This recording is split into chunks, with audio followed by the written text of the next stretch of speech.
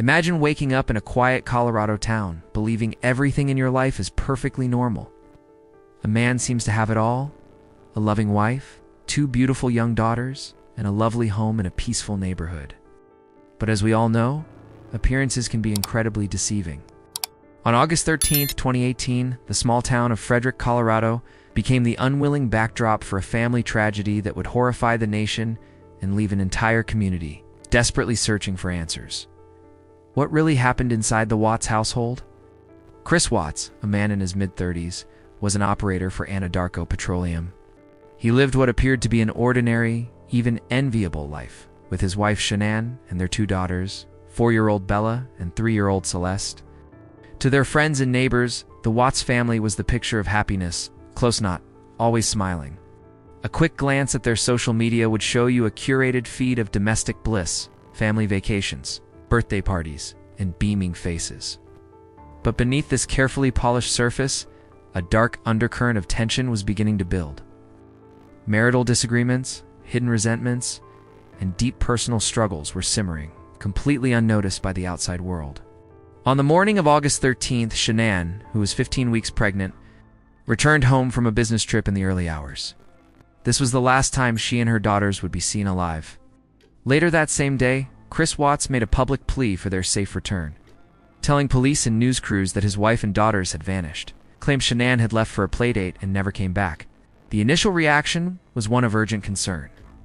The police launched a missing persons investigation, and the community rallied together, organizing search parties and holding out hope for their safe return. The story of a missing pregnant mother and her two young girls captivated the nation. But as the hours turned into days, the truth began to claw its way to the surface. Investigators combing through the evidence started to notice inconsistencies in Chris's story. His behavior during television interviews struck many as odd, to calm for a man whose entire family was missing. Surveillance footage from a neighbor's security camera would later become a crucial piece of the puzzle. It soon became terrifyingly clear that this was not a random disappearance. A horrific act had taken place within the very walls of the family home. The evidence collected, coupled with Chris's increasingly suspicious behavior, pointed towards a conclusion that no one wanted to believe. As the grim reality of the case unfolded, the national media descended upon the small town of Frederick. Interviews with shell-shocked friends, neighbors, and colleagues painted a portrait of disbelief and profound grief. How could this have happened to the perfect family they all knew? Social media platforms exploded with speculation, amateur detective work, and an outpouring of prayers. The public was gripped, struggling to reconcile the idyllic image the family had projected with the unimaginable horror that was now being revealed. Candlelight vigils were held as the town of Frederick became the focal point for a nationwide conversation about family safety and the warning signs that are so often missed. Through tireless police work, forensic evidence, and intense interrogations, authorities finally cornered Chris Watts. His story crumbled. He eventually confessed, and the full, horrifying extent of his actions was laid bare. The details were more brutal and heartbreaking than anyone could have imagined. Chris Watts was arrested and ultimately sentenced to multiple life terms in prison, without the possibility of parole. While the legal chapter of this tragedy came to a close, the emotional scars on the family, the community, and the nation remained. The Chris Watts case forced a difficult but necessary conversation across the country. It made us question what we really know about the people next door, and even the people we share our homes with. It brought the terrifying reality of domestic tension and hidden struggles out from behind the closed doors of seemingly perfect lives. In the aftermath, schools, workplaces, and community groups began to reevaluate how to spot the warning signs of emotional distress and the critical importance of mental health awareness.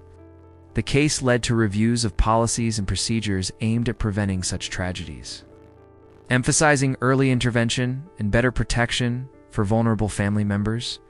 Families and communities learned a hard lesson in vigilance. Mental health professionals have since doubled down on the importance of recognizing even the most subtle signs of distress, encouraging people to speak up and seek help before a crisis point is reached. The intense media coverage also sparked a debate about the ethics of true crime reporting, or public fascination with tragedy. and the media's responsibility to report on these events with compassion and sensitivity. The story of Chris Watts is so much more than just another true crime headline. It's a chilling and powerful reminder that what we see on the surface is often just a fraction of the real story. It shows how easily deep emotional turmoil can be hidden within a family. It's going completely unnoticed until it's far too late. It leaves us with heavy questions. What lessons should we, as a society, take from this? Could more awareness or earlier intervention have changed this outcome? What can we all do to be more attuned to the people around us? We'd love to hear your thoughts on this. Please share your perspective in the comments below. Your insight could genuinely help someone else recognize the warning signs of distress before a situation escalates. Thank you for watching, and if you found this video thought-provoking, please consider liking and subscribing to our channel for more deep dives into the stories that shape our world. Stay safe, and look out for one another. Subscribe for a mind rush.